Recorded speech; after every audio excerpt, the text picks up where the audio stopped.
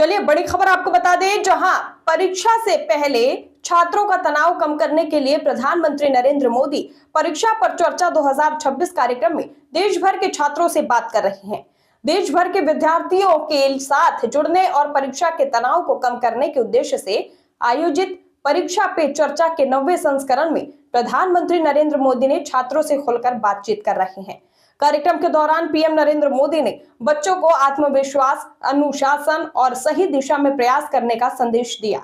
दूसरे कुछ भी कहे, भरोसा अपनी पढ़ाई के पैटर्न पर रखे। पढ़ना चाहिए कि पहले एस्ट्रोनॉट कौन हुए, उनकी बायोग्राफी क्या थी, ये स्पेस होता क्या है।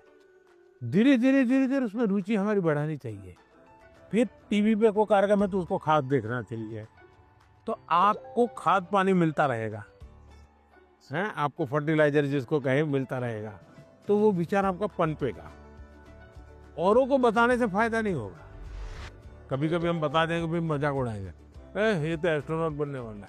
तो हमारे मन के सपने पब्लिक नहीं करने चाहिए, लेकिन लिख करके रखने चाहिए। मैं बहुत नर्वस थी क्योंकि मेरा ये लाइफ का पहला एक्सपीरियंस था परीक्षा पे चर्चा पर। बट जैसे प्राइम मिनिस्टर मेरे सामने आते ही मेरा पूरा नर्वसनेस एक्साइटमेंट में बदल गया था। Sir, I have a question कि हम जो बड़े सपने देखते हैं उन्हें हमें पूरा करने के लिए रोजाना कौन सी एक छोटी सी हैबिट या कौन सी एक आदत अपनानी चाहिए जिससे हम अपने सपने के नजदीक पहुंचते जाएं? एक तो मुझे लगता है कि हमने बायोग्राफी पढ़नी चाहिए, बड़े जो भी सपना है उसके विषय में। कभी कभी क्या होता है, हमारे सामने वो बड़े बने वही पता चलता है, लेकिन वो भी तो कभी छोटे थे। आज पीएम आपको मिला होगा, वो पीएम कभी तो छोटा होगा ना। तो हम जब बायोग्राफी पढ़ते हैं तो लगता है नहीं भाई ये बड़ा तो था, लेकिन पहले तो यहाँ था। फिर उसमें से आप को रिलेट करोगे, हाँ मैं भी ऐसा ही हूँ, ये तो मैं भी करता हूँ, वो ही करते हैं, ऐसा नहीं है। फिर आपका विश्वास बढ़ेगा, हाँ यहाँ से शुरू कर सकते हैं। ये पहला कदम है, उन्होंने ऐसा किया था, ये दूसरा कदम है, उसने ऐसा किया था, ये तीसरा कदम है। तो आप अपने आप अपना रास्ता मजबूती से आगे बढ़ा सकते हैं। उनकी एडवाइस सुन के मुझे ऐसा लगा कि जो मेरा आइडियल है मैं उसके देखूं और उसकी पूरी जानकारी निकालूं और देखूं कि वो किस बैकग्राउंड से बिलोंग करते थे, उनके सामने क्या परेशानियां थी, उन्होंने क्या क्या फेस किया। तो उनको जान के मैं क्या एक छोटा सा स्टेप ले सकती हूँ और उस पर काम कर सकती हूँ, और वो जब पहला वाला स्टेप कंप्लीट हो जाए तब हम दूसरे स्टेप पे जा सकते हैं। सर, मुझे आपको एक कविता सुनानी है। कविता सुनानी है? सुनाओ। हम सबके अरमान है आप, भारत के अभिमान है आप, भारतवर्ष के केवट है आप, मानवता के सेवक है आप। मैं बड़ी दूर से आई हूँ, कुछ प्रश्नों को अपने साथ दिलाई हूँ, परीक्षा पे चर्चा की सौगात उठाए हैं, फिर हम सब ने ये मौका पाए हैं। आप ममता की परछाई है, वंचितों के हमराही है, देश को आगे रखते हैं, भारत माँ की जय कहते हैं। तो लो मैं भी ये कहती हूँ, मन की बात रखती हूँ, आप साधना पुरुष और योगी हो, भारत के सपनों के मोदी हो। यह कहकर मैंने वाणी को विराम दिया, से आपको प्रणाम किया। बढ़िया कविता बनाती हो।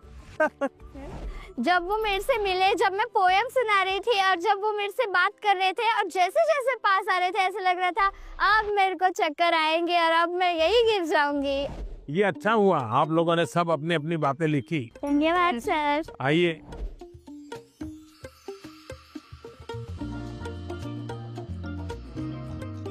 अच्छा भाई, मैं आपसे कुछ सवाल पूछना चाहता, आपने मुझे बहुत सवाल पूछे।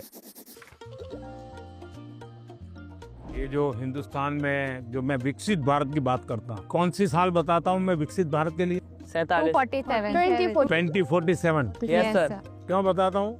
ये 100 साल की एक सेंचुरी का गोल है। आज़ादी को 100 साल हो, जब भारत की आज़ादी के 100 साल होंगे तब आपकी एज कितनी होगी? 39, 40, 49। ये 39, 40, 35, 45 ये जो एज होगी वो कितनी महत्वपूर्ण उम्र होगी आपकी, कितनी सारी चीजें आपके सामने तैयार होगी। तो ये सब मेहनत किसके लिए कर रहा हूँ? हमारे लिए। अब हम सबने करनी चाहिए कि नहीं करनी चाहिए? Yes sir. अब देखिए, महात्मा गांधी जी ने 15 में वो वापस आए अफ्रीका से और आज़ादी का आंदोलन चलाया।